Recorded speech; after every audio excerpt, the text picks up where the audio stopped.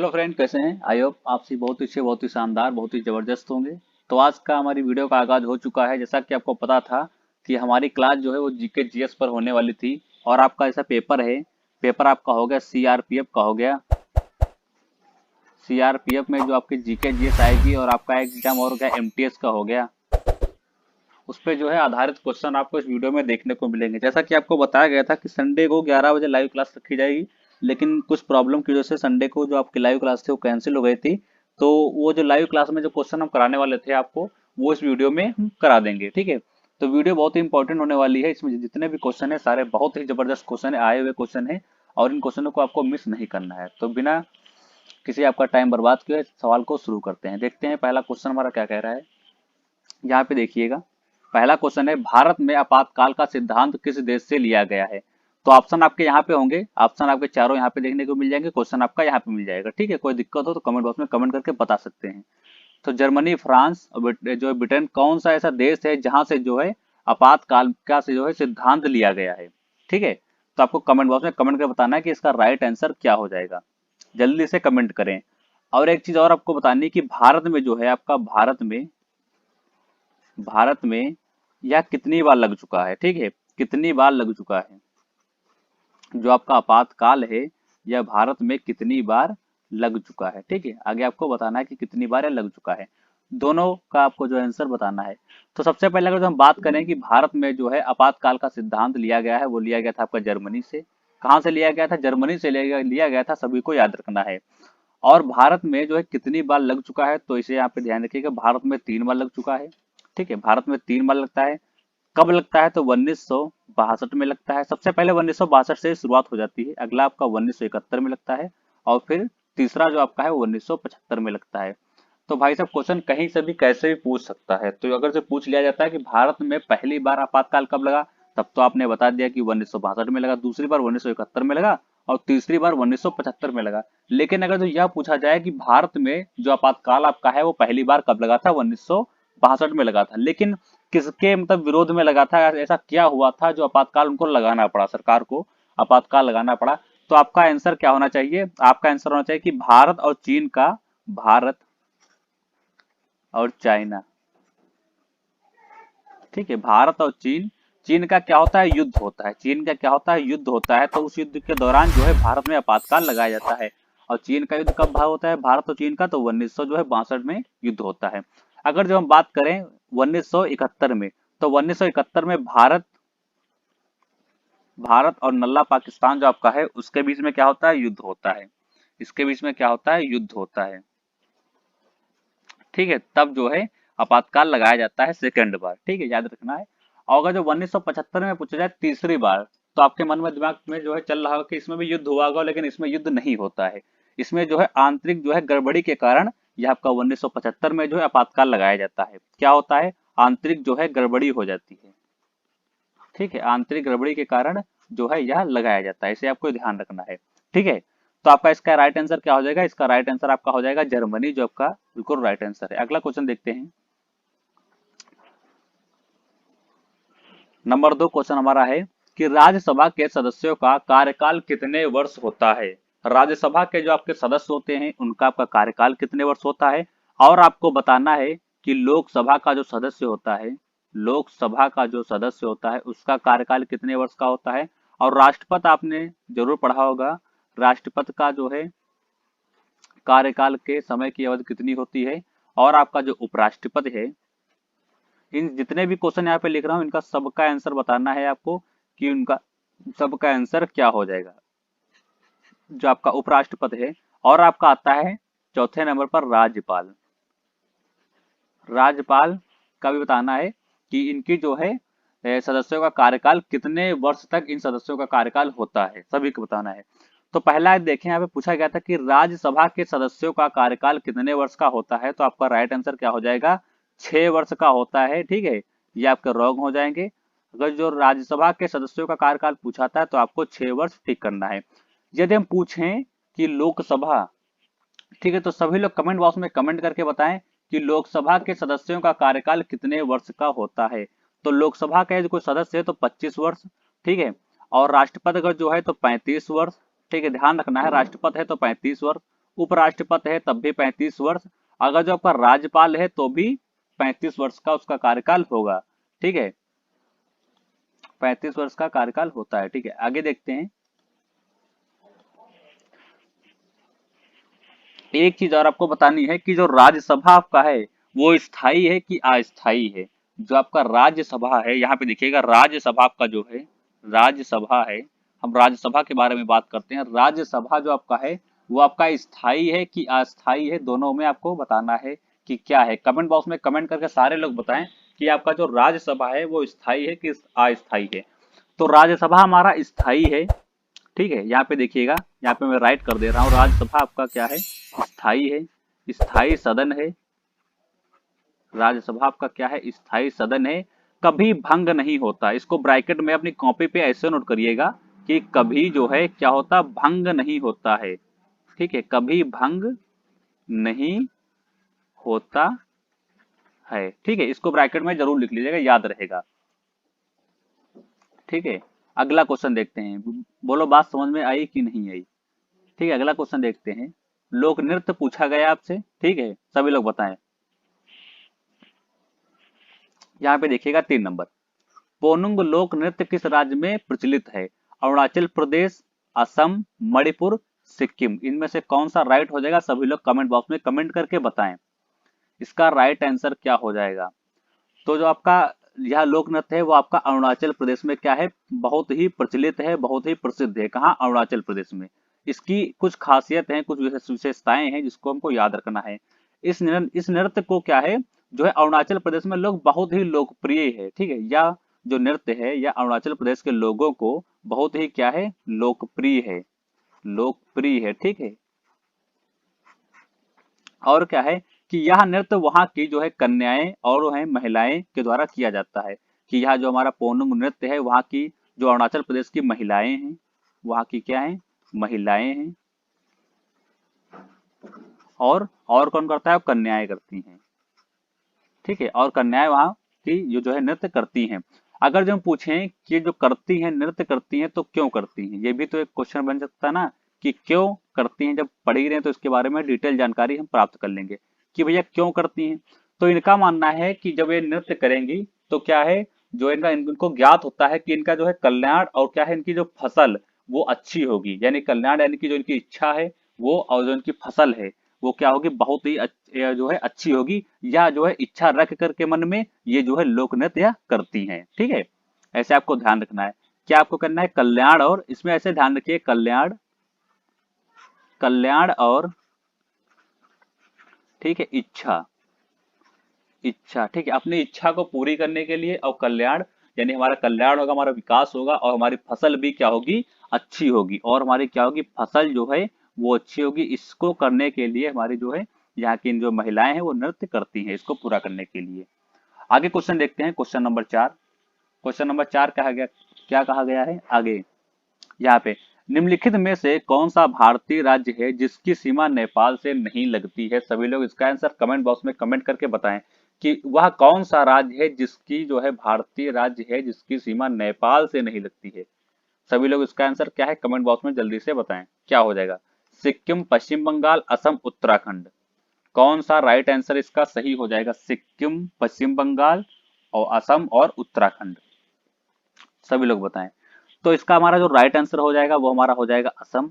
तो जो असम की सीमा है वो क्या है, भारतीय राज्य जो हमारा असम है उसकी सीमा जो है नेपाल से क्या है, नहीं लगती है। ठीक है, क्लियर कर लेना, नेपाल से क्या है, नहीं लगती है। और इसमें याद रखेंगे कि नेपाल से जो सीमा लगने वाले राज्य हैं उनको हम एक एक साइड में लिख लें तो ज्यादा जो है इजी रहेगा याद करने में।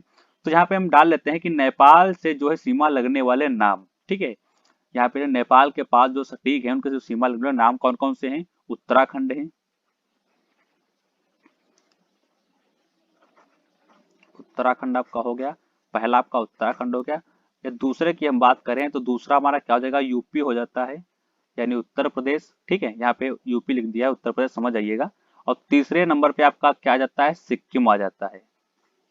ठीक है, और क्या आ जाता है, चौथे नंबर पे आपका आ जाता है, चौथे नंबर पे आपका आ जाता है पश्चिम बंगाल।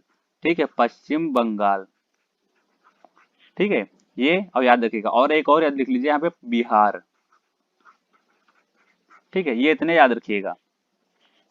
यदि हम कहें आपसे कि भाई नेपाल जो है उसकी राजधानी क्या है, जल्दी से कमेंट बॉक्स में कमेंट करके बताओ कि जो नेपाल हमारा है, नेपाल है, नेपाल की राजधानी क्या है, राजधानी क्या है। सभी लोग कमेंट बॉक्स में कमेंट करके बताएं कि नेपाल की राजधानी क्या है, सभी लोग बताएं। तो नेपाल की राजधानी हमारी क्या है, काठमांडू है। ठीक है, यहाँ पे देखिए लिख देता हूं मैं। ठीक है, और जहाँ क्या है, जहाँ पशुपतनाथ जो मंदिर है वो स्थित है। अगर जो ऐसे ही पूछा जाता है कि पशुपतनाथ आपका मंदिर है वो कहाँ स्थित है, तो आपका आंसर क्या होना चाहिए, काठमांडू में स्थित है, जो कि काठमांडू क्या है, नेपाल की राजधानी है। ठीक है, मंदिर का नाम यहाँ पे लिख लीजिए, इजी रहेगा, याद करने में भी आपको आसानी रहेगी। मंदिर, ठीक है, कौन सा मंदिर है, मंदिर आपका है पशुपति नाथ। ठीक है, पशुपतनाथ का क्या है, मंदिर है, याद रखिएगा। और क्या है कि असम में जो है विश्व का सबसे बड़ा जो है नदी द्वीप कौन सा है, सभी लोग बताएं। एक और क्वेश्चन यहाँ पे मैं पूछता हूँ कि असम में जो है वो क्या है, वहां जो है सबसे बड़ा क्या है, एक नदी द्वीप है, उसका कमेंट बॉक्स में आंसर बताओ कि उस नदी द्वीप का नाम क्या है। यहाँ पे असम में विश्व का पूछा गया है आपसे, विश्व का जो है सबसे बड़ा सबसे बड़ा नदी द्वीप। ठीक है, नदी द्वीप, नदी द्वीप, ठीक है, कहाँ है, तो असम में है, सभी को पता है असम में है। लेकिन उसका नाम क्या है, उसका नाम क्या है, नाम बताना है। तो उस द्वीप का नाम क्या है, मांजुली। ठीक है, क्या नाम है, मांजुली। यहाँ पे देखिए मैं लिख देता हूँ, मांजुली। तो क्वेश्चन हमारा क्या हो जाएगा कि विश्व का सबसे बड़ा नदी द्वीप मांजुली, जो कि कहाँ है, असम में है। और यहाँ पे याद रखिएगा असम की जो है नेपाल की राजधानी क्या बताया था, काठमांडू बताया था। और काठमांडू में एक आपका मंदिर है जिसकी पूजा बहुत होती है, बहुत ही प्रसिद्ध मंदिर बताया जाता है। उस मंदिर का नाम है पशुपतनाथ मंदिर। ठीक है, जो कि कहाँ है, काठमांडू में है, काठमांडू नेपाल की राजधानी है। और यहाँ पे देखिएगा कि पूछा गया था निम्नलिखित में से भारतीय राज्य है जिसकी सीमा नेपाल से नहीं लगती है। तो आपका राज्य कौन सा है, असम है। और ठीक है, और यहाँ पे असम राज्य है। और नेपाल से जिसकी सीमा लगती है उनके नाम क्या है, तो उनका नाम उत्तराखंड है, यूपी है, सिक्किम है, पश्चिम बंगाल है और बिहार है। ये इतने क्षेत्र हैं जिनकी सीमा जो है नेपाल से लगती है। आगे देखते हैं, आगे पूछा गया है 5 नंबर क्वेश्चन है, संविधान सभा के सदस्यों ने भारत के संविधान पर हस्ताक्षर कब किए। बहुत ही इंपॉर्टेंट क्वेश्चन है, पूछा जा चुका है, सीरियल में भी इस क्वेश्चन से संबंधित एक आया था, इसी प्रकार का था। लेकिन यहाँ पे जब हम इसको पढ़ेंगे तो इसके अंतर्गत जितने भी क्वेश्चन आते हैं उनको हम क्लियर कर लेंगे। ठीक है, तो आपको केवल बस इतना बताना है कि भारत का जो संविधान है उस पर हस्ताक्षर कब किए गए थे। पहला आपका ऑप्शन दिया गया है 26 नवंबर 1948 को, 24 जनवरी 1950 को, 24 जनवरी 1952 को और 26 नवंबर 1949 को। तो सभी को कमेंट बॉक्स में कमेंट करके बताना है कि कब हस्ताक्षर किए गए थे, सभी लोग बताएं। सबसे पहले तो यहाँ पे हम एक बात समझ लेंगे कि जो हमारा भारतीय संविधान है इसको जो है 26 नवंबर 1949 को क्या किया गया था, इसको अपना लिया गया था। जब यानी ये बन के तैयार हुआ तो इसको क्या हुआ, अपनाया गया। यानी हमारे भारत सरकार ने या जो वहाँ के लोग थे उन्होंने इसको देखा, पढ़ा और इसको क्या हुआ, अपनाया और कहा कि यह बिल्कुल राइट है, इसको सभी लोगों ने अपना लिया। तो यहाँ पे डेट हम याद रखेंगे कि 26 नवंबर 1949 को क्या हुआ था, यह अपनाया गया था, अपनाया गया था। ठीक है, यह हो गया, अब ये क्लियर हो गया। लेकिन आपसे पूछा गया था कि हस्ताक्षर कब किए गए थे, तो भाई उसकी डेट क्या है, तो 24 जनवरी 1950, यानी 24 जनवरी, यहाँ पे देखिएगा 24 जनवरी 1950 को क्या हुआ था, इस पे जो है हस्ताक्षर हो गए थे। ठीक है, इस तारीख को हस्ताक्षर किए गए थे। तो आपका राइट आंसर क्या हो जाएगा, राइट आंसर भाई 24 जनवरी 1950 हो जाएगा, यानी सेकंड वाला आपका राइट हो जाएगा। और यदि पूछे कि इसको अपनाया कब गया था, तो अपनाया गया था 26 नवंबर 1949 को जो है इसको अपना लिया गया था। और 24 जनवरी 1950 को जो है इस पे हस्ताक्षर किए गए थे, और 49 में क्या हुआ था, इसको जो है अपना लिया गया था। और इसमें एक बात जो है, एक दो बातें हैं उसमें हम ध्यान रखेंगे। सबसे पहली बात हमारी क्या, सबसे पहली बात तो है कि संविधान जो है, संविधान पर जो है हस्ताक्षर कितने लोगों ने किया था। जो हमारे हस्ताक्षर ये हुए थे, तो यदि पूछा जाए कि कितने लोगों ने किया था, कितने लोगों ने किया था, लोगों ने, ठीक है, किया था, कितने लोगों ने किया था, सभी लोग बताएं कितने सदस्य थे जिन्होंने संविधान सभा पर जो है, जो हमारा संविधान सभा था, इस पे जो है हस्ताक्षर संविधान पर किए थे, सॉरी संविधान पर जो है हस्ताक्षर किए थे। और एक क्वेश्चन बताना है कि जो हमारी संविधान सभा की जो है पहली बैठक कब होती है और कहाँ होती है। क्वेश्चन बन रहे हैं, तो यहाँ पे हम जितने भी क्वेश्चन आएंगे हमारे दिमाग में, जितने भी क्वेश्चन बन रहे हैं उनको हम सारा क्लियर कर लेंगे। अगला क्वेश्चन हमारा क्या जाता है कि संविधान सभा जो हमारा है, संविधान सभा जो हमारा है, संविधान सभा, ठीक है, संविधान सभा की पहली बैठक, पहली बैठक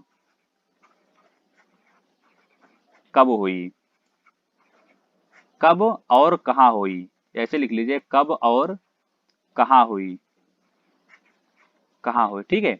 इन दोनों का आंसर सभी लोग कमेंट बॉक्स में बताएं कि क्या हो जाएगा। और यहाँ पे एक बात हमको और ध्यान रखनी है, और अगला क्वेश्चन हमारा क्या ऐसे बन जाएगा कि संविधान सभा के स्थायी अध्यक्ष कौन थे उस समय। संविधान सभा के, संविधान सभा के, संविधान सभा के जो हैं अस्थाई,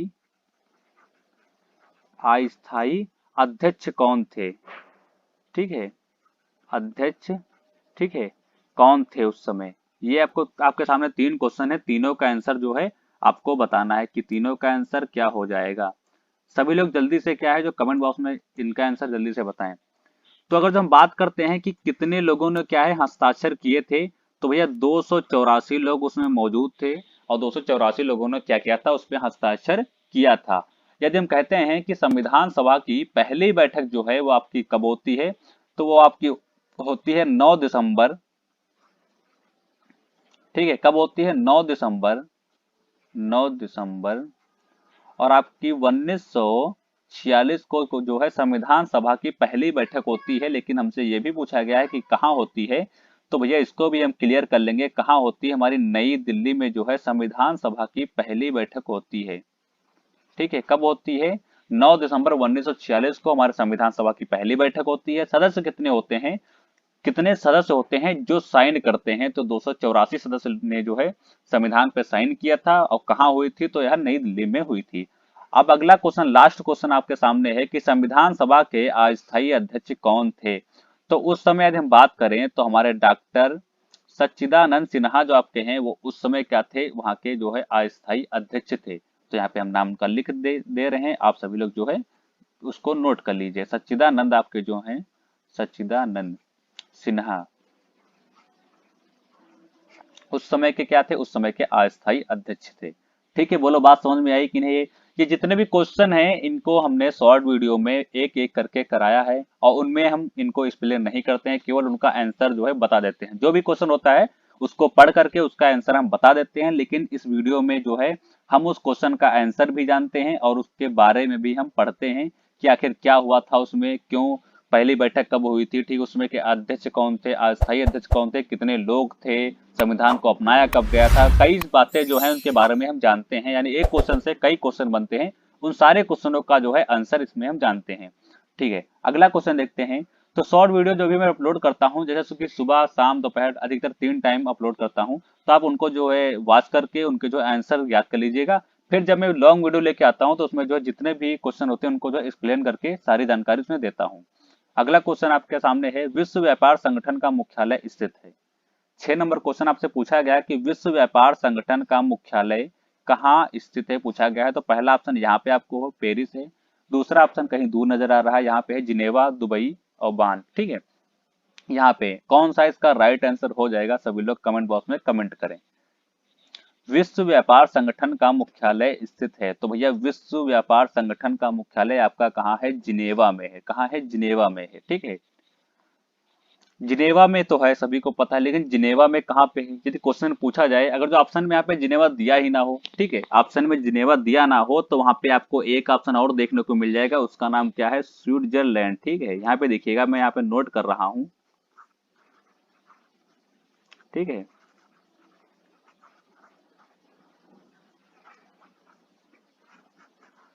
ठीक है, स्विट्जरलैंड में क्या है? जिनेवा पड़ता है, वहां पे जो क्या है, विश्व व्यापार संगठन का क्या है? मुख्यालय स्थित है।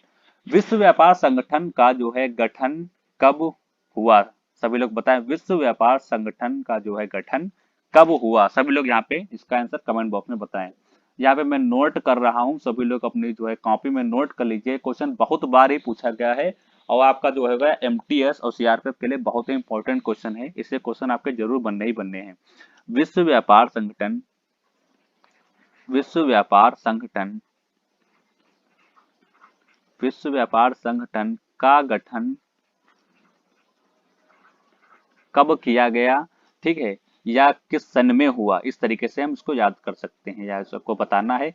तो इसका जो है 1995 में इसका क्या हुआ था? गठन हुआ था, या इसको हम ऐसे कह सकते हैं, विश्व व्यापार संगठन का गठन 1995 में हुआ। इस तरीके से इसको हम लिख सकते हैं। ठीक है, स्विट्जरलैंड जिनेवा में आपका इसका मुख्यालय है।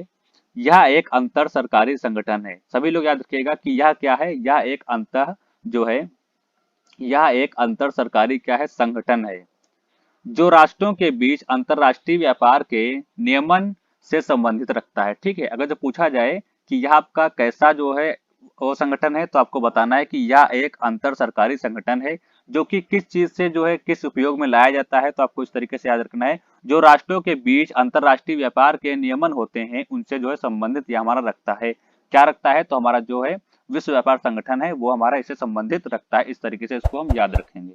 ठीक है, अगला क्वेश्चन देखते हैं। निम्नलिखित में से किस राजा ने प्राचीन भारत में मौर्य साम्राज्य की स्थापना की थी? सभी लोग बताएं। 7 नंबर क्वेश्चन पूछा गया है कि निम्नलिखित में से किस राजा ने प्राचीन भारत में, पूछा गया, मेन पॉइंट आपका यहाँ फंसता है कि मौर्य साम्राज्य की स्थापना की थी। सभी लोग बताएं। बिंदुसार, दशरथ, चंद्रगुप्त, अशोक। 4 ऑप्शन दिए हुए हैं। बहुत ही प्यारा, बहुत ही जबरदस्त क्वेश्चन है, इसको अच्छे से हम सॉल्व करेंगे, एक एक टॉपिक्स में जानेंगे। ठीक है, सभी लोगों को बताना है कि कब जो है मौर्य साम्राज्य की स्थापना हुई थी। तो यहाँ पे देखिएगा कि भाई मौर्य साम्राज्य की अगर जो स्थापना की बात कर रही है, तो ये हो रही यहाँ पे। ठीक है, तो चंद्रगुप्त हमारे कहीं नहीं जाएंगे, चंद्रगुप्त को हम टिक कर लेंगे, यानी इन्होंने ही जो हमारा मौर्य साम्राज्य की स्थापना की थी। यहाँ पे देखिएगा कि चंद्रगुप्त ने जो है 321 ईसा पूर्व में मौर्य साम्राज्य की स्थापना कर दी थी। तो यहाँ पे इसको हम नोट कर लेंगे, आपको जो है याद करने में, लिखने में आसानी रहेगी। तो यहाँ पे देखिएगा कि चंद्रगुप्त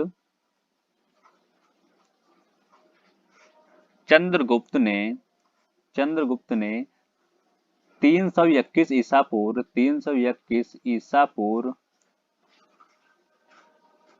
क्या गया था? ईसा पूर्व में मौर्य साम्राज्य की, मौर्य, ठीक है, साम्राज्य की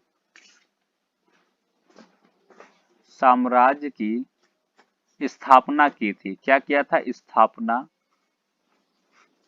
की थी। ठीक है, इस तरीके से इसको हम याद रखेंगे। अब यदि हम आपसे बात पूछें कि भाई चंद्रगुप्त जो आपके थे, इनके लड़के का नाम, सभी लोग कमेंट बॉक्स में बताएं कि इनके पुत्र का क्या नाम था। चंद्रगुप्त के चंद्रगुप्त के पुत्र का क्या नाम था? सभी लोग बताएं। तो भाई यहाँ पे देखिएगा, चंद्रगुप्त जो आपके थे, इनके पुत्र का क्या नाम था? इनके पुत्र का नाम था, ठीक है, बिंदुसार। क्या नाम था? बिंदुसार इनके पुत्र का नाम था। ठीक, ऐसे भी लिखा सकता है, और आपका बिंदुसार ऐसे भी लिख सकते हैं, बिंदुसार। ठीक है, बिंदुसार था। यदि पूछे कि चंद्रगुप्त के लड़के का नाम क्या था? बिंदुसार था। और बिंदुसार के लड़के का क्या नाम था? तो बिंदुसार जो आपके हैं, उनके लड़के का या उनके पुत्र का नाम था अशोक। अशोक, और अशोक ने क्या किया था? अशोक, जब अशोक की बात हो गई, तो यहाँ पे और एक चीज और क्लियर कर लेंगे कि जो हमारे ये अशोक रहते हैं, इन्होंने क्या किया था? इन्होंने श्रीनगर आपका जो है, श्रीनगर बसाया था, या श्रीनगर की स्थापना की थी। इस तरीके से इसको हम याद कर सकते हैं। तो चंद्रगुप्त के लड़के का नाम क्या हो गया? बिंदुसार हो गया। बिंदुसार के लड़के का नाम क्या हो गया? अशोक हो गया। यदि आपसे पूछा जाता है कि अशोक के लड़के का क्या नाम था, यानी उनके पिता, उनके पिता और उनके पिता, ठीक, इस तरीके से याद कर सकते हैं। तो अशोक के लड़के का क्या नाम था? तो अशोक के जो लड़के थे यानी पुत्र थे, उनका नाम क्या था? महेंद्र था। ठीक है, महेंद्र था। ऐसा कहा जाता है कि जब अशोक जाते हैं श्रीनगर जाते हैं, श्रीलंका जाते हैं, तो वो बीच में जो है रुकते हैं, कहीं गुफा उफा मिलती है तो वहीं पर रुकते हैं, अपना जो है रात्रि को काटने के लिए वहीं पर रुकते हैं। तो तभी बताया था कि श्रीनगर की स्थापना अशोक उसी समय करते हैं। ठीक है, जो अगली नेक्स्ट वीडियो आएगी उसमें जो है अशोक और जो है बिंदुसार के बारे में, संक्षिप्त के बारे में जो है उसमें बता दिया जाएगा। तो आपका जो या क्लियर हो जाएगा कि अशोक ने श्रीनगर को कैसे बसाया। ठीक है, तो आगे क्वेश्चन देखते हैं। एक चीज यहाँ पे और आप सभी लोग बता दें हमको कि जो हमारा चंद्रगुप्त रहता है, चंद्रगुप्त के समय, इनके शासन के समय एक दूत आता है। ठीक है, एक दूत आता है, वो बहुत ही बार पूछा जाता है, और जो यदि चंद्रगुप्त की बात वहां पे होती है तो इनके दूत के बारे में जरूर चर्चा होगी वहां पे। तो इसको भी हम यहाँ पे क्लियर कर लेंगे कि चंद्रगुप्त के समय एक राजदूत आया था, उसका क्या नाम था। सभी लोग बताएं कि उसका क्या नाम था, उसका नाम बताना है कि उसका नाम क्या था। तो जो चंद्रगुप्त के समय राजदूत आता है उसका नाम क्या था, मेगस्थनीज था। यहाँ पे इसको लिख लीजिएगा। ठीक है, जो कि किसके शासन के समय आया था, चंद्रगुप्त के समय आया था। बहुत ही बार पूछा जाता है। यदि इसको ये भी पूछ ले कि यह कहाँ से आया था ना, क्वेश्चन कहीं से बन सकता है। तो यह कहाँ से आया था, ये यूनान से आया था। ठीक है, ये कहाँ से आया था, ये यूनान से आया था, या यूनानी था या यूनान से आया था, कुछ भी कह सकते हैं। चंद्रगुप्त समय एक राजदूत आया था जिसका नाम मेगस्थनीज था, जो कि यूनान से आया था या यूनानी से आया था, कुछ भी कह सकते हैं यहाँ पे हम। ठीक है, आगे देखते हैं। भारत का सबसे ऊंचा नदी बांध कौन सा है। ठीक है, भारत का बताना है, ना कि विश्व का। भारत का सबसे ऊंचा नदी बांध कौन सा है, सभी लोग बताएं। हीरा कुंड बांध, यहाँ पे देखिएगा ऑप्शन यहाँ पे दिए हुए हैं, हीरा कुंड, सरदार सरोवर, भाखड़ा, टिहरी बांध। ठीक है, चार ऑप्शन दिए हुए हैं, इनमें से कौन सा राइट हो जाएगा, सभी लोग कमेंट बॉक्स में कमेंट करके बताएं। सभी लोग, जितने भी लोग देख रहे हैं वीडियो को वॉच कर रहे हैं, जितने भी क्वेश्चन कराए गए हैं सारे क्वेश्चन शॉर्ट में कराए गए हैं सारे। आप जा करके वीडियो बाद में जब खत्म हो जाए, समाप्त हो जाए, तो जा करके चेक भी कर सकते हैं। जितने भी क्वेश्चन है सारे कराए हुए हैं शॉर्ट में। केवल जो है यहाँ पे एक्सप्लेन किया जाता है उनके बारे में, जितने भी क्वेश्चन उससे बनते हैं, बनाए जाते हैं, सारे आपको बताए जाते हैं। ठीक है, तो इसका आंसर सभी लोग बताएं क्या हो जाएगा। तो इसका आंसर भारत का जो सबसे ऊंचा नदी बांध है वो आपका टिहरी बांध है, यानी चौथा आपका राइट हो जाएगा। आपका चौथा जो है वो आपका राइट हो जाएगा। आगे देखते हैं, इसके बारे में एक दो जानकारी और चीज ले लेते हैं टिहरी बांध के बारे में, ताकि आपको जो है याद करने में बहुत ही आसानी रहे। तो टिहरी बांध हमारा कहाँ पड़ता है, यदि राज्य पूछा जाता है, राज्य पूछा जाता है तो आपको बताना है उत्तराखंड। ठीक है, कहाँ पड़ता है, ये आपका उत्तराखंड में जो है पड़ता है। और इसको टिहरी बांध क्यों कहा गया, कोई ऐसा स्टूडेंट है जो बता सकता है कि इसका जो है इस बांध का नाम टिहरी ही क्यों रखा गया। तो यहाँ पे देखिए मैं बताता हूँ कि जो आपका उत्तराखंड है, उत्तराखंड में एक जिला पड़ता है, उत्तराखंड में एक जिला है, उसका नाम क्या है, टिहरी। ठीक है, टिहरी है, जिले का नाम है, क्या है, यह जिला है। और जो हमारा यह बांध है वो कहाँ है, वो हमारा टिहरी उत्तराखंड में ही है, यानी उसी जिले में है, इसीलिए इसको जो टिहरी जो है बांध कहा गया। यानी उत्तराखंड में आपका एक जिला पड़ेगा, उसका नाम है टिहरी, और वो बांध आपका कहाँ है, वो उसी जिले के अंदर है, इसीलिए उसको टिहरी बांध कहा गया है। क्लियर हो गया। ठीक है, और यहाँ पे एक दो चीजें हम जो है याद रखेंगे कि दिल्ली, उत्तर प्रदेश एवं उत्तराखंड को इसका लाभ पहुंचता है। जो हमारा यह बांध है, इसमें जो हमारी नदियां गुजरती हैं, यानी नदी के ऊपर ही होगा ना बांध, तो इसमें जो नदियां हैं तो उन नदियों को कौन कौन से जो है क्षेत्र में फायदा होता है, तो उसको भी यहाँ पे लिख लेंगे कि सबसे नंबर पे फायदे वाला कौन सा है, दिल्ली हमारा हो गया। दिल्ली को इसको इसका बहुत फायदा होता है। और अपना आ गया उत्तर प्रदेश, उत्तर प्रदेश में भी इसका बहुत उपयोग होता है। और आपका हो गया उत्तराखंड, उत्तराखंड यानी कि जहाँ पे स्थित है उसको तो फायदा होगा ही इससे। ठीक है, तो ये स्थान कुछ है जो कि इसका बहुत लाभ उठाते हैं। ठीक है, क्लियर हो गया। आगे क्वेश्चन देखते हैं। सोना पानी लघु जल विद्युत जो है परियोजना किस राज्य में स्थित है। ठीक है, राज्य का नाम बताना है, किस राज्य में स्थित है। यहाँ पे देखिए, और जल विद्युत परियोजना कौन सी है, सोना पानी। ठीक है, मेघालय, मिजोरम, नागालैंड, अरुणाचल प्रदेश, चार ऑप्शन दिए हुए हैं, इनमें से आपका कौन सा राइट है, सभी लोग कमेंट बॉक्स में कमेंट करके बताएं। और एक क्वेश्चन ये भी बताना है कि जो है इसकी स्थापना कब हुई थी, इसकी स्थापना कब हुई थी और किसने किया था। इसकी स्थापना आप सभी को बताना है, स्थापना और किसने की थी। ठीक है, किसने किया था। ठीक है, किया था या की थी, बात एक ही है। ठीक है, इन तीनों का आंसर सभी लोग बताएं। तो इसका हमारा राइट आंसर क्या हो जाएगा, मेघालय हो जाएगा। मेघालय में स्थित है। किसने किया था, तो भाई अंग्रेजों द्वारा इसकी स्थापना की जाती है। अंग्रेजों द्वारा इसकी स्थापना की जाती है। कब की जाती है, तो 1900 जो है 22 में इसकी स्थापना की जाती है। ठीक है, याद रखिएगा। तो ये हमारा हो गया 9 नंबर क्वेश्चन। अगला क्वेश्चन देखते हैं, लास्ट क्वेश्चन यही है और लास्ट नंबर देखते हैं, 10 नंबर। निम्नलिखित में से कौन सी भारतीय नदी पश्चिम की ओर बहती है तथा अरब सागर में गिरती है। ऐसी कौन सी नदी है इनमें से जो पश्चिम की ओर जो है बहती है और जाकर के अरब सागर में गिरती है। तो यहाँ पे एक चीज हम यहाँ पे क्लियर कर लेंगे। ठीक है, यहाँ पे देखिएगा, कुछ हमारा भारत का जो मैप है वो हमारा कुछ इस तरीके से यहाँ पे, ठीक है, इस तरीके से है, आप समझ जाइएगा। इस तरीके से हमारा भारत का मैप है। ये हमारा क्या पड़ता है, ये जो स्थान पड़ता है, ये हमारा क्या है, ये हमारा बंगाल की खाड़ी है। और ये हमारा क्या है, ये हमारा अरब सागर है। क्या है, वो हमारा बंगाल की खाड़ी है और ये हमारा क्या है, ये हमारा अरब सागर है। यहाँ पे मैं इसको राइट भी कर देता हूँ। यहाँ पे देखिएगा, आपको ये अच्छा लगेगा लिखने में, आपको समझ में भी आएगा। ये हमारा हो गया बंगाल की खाड़ी, बंगाल की खाड़ी। ठीक है, और ये हमारा क्या पड़ेगा, ये हमारा पड़ेगा पूरब साइड। ठीक है, ये हमारा पश्चिम साइड पड़ेगा। ये बंगाल की खाड़ी हो गई। ये हमारा क्या हो गया, ये हमारा हो गया अरब सागर, अरब सागर। ठीक है, अब नदी वह बतानी है आपको। और यहाँ पे क्या पड़ेगा, ये इसको भी देख लीजिए, ये हमारा पड़ेगा हिंद महासागर। ठीक है, हिंद महा आपका हो जाएगा, यहाँ पे देखिएगा, ये आपका हो जाएगा हिंद महासागर। ठीक है, इधर आपका हिंद महासागर पड़ेगा। जैसा कि कुछ दिन पहले भी हमने एक क्लास बताई थी, उसमें आपका जो है नील नदी जो आपकी है और वो आपकी सिंधु नदी हो गई, उसका जो है हमने बताया था।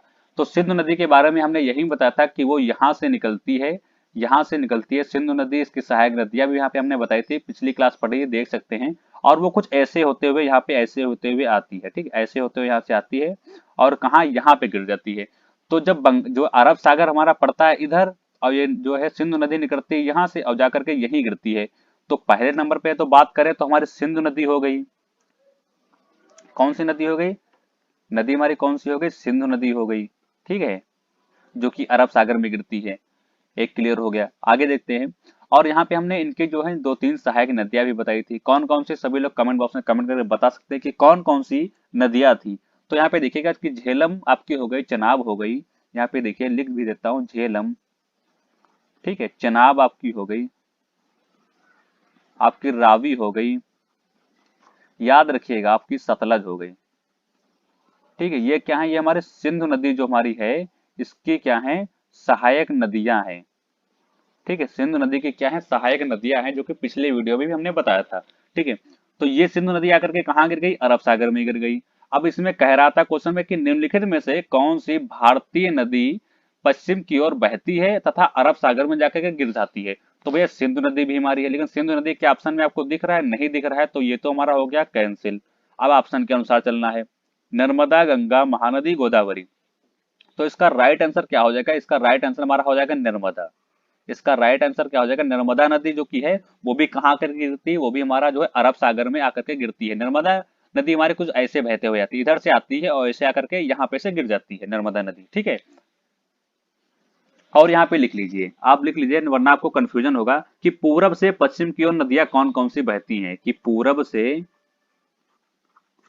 पश्चिम की ओर कौन कौन सी नदियां बहती हैं, यहाँ पे आपको लिख लेना है।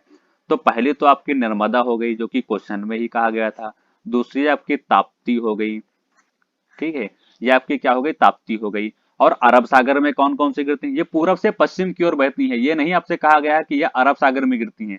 अरब सागर में केवल बस नर्मदा गिरती है, ताप्ती अरब सागर में नहीं गिरती है।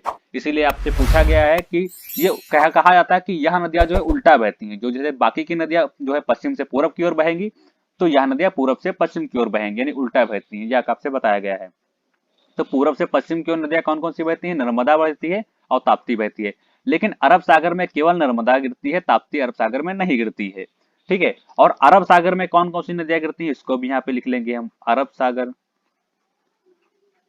अरब सागर में कौन कौन सी नदियां गिरती हैं, इसमें आपका आ जाएगा। सबसे पहले तो आपने पहले ही पढ़ा था, हमने बता दिया था कि सिंधु नदी, और दूसरा आपके क्वेश्चन में मिल गया यानी नर्मदा नदी। तो ये दो नदियां आपकी क्लियर हो गई। और आपकी कौन सी है, और आपकी यहाँ पे ऐसा बताया था कि जो आपकी ताप्ती नदी है, यहाँ पे देखिएगा ताप्ती नदी जो आपकी है वो यहाँ से निकलती है, ऐसे ऐसे आती है, यहाँ से ऐसे आती है, ऐसे होते हुए यहाँ पे आती है। तो बताया था कि कुछ भाग जो है ताप्ती का जो है वो अरब सागर में गिरता है।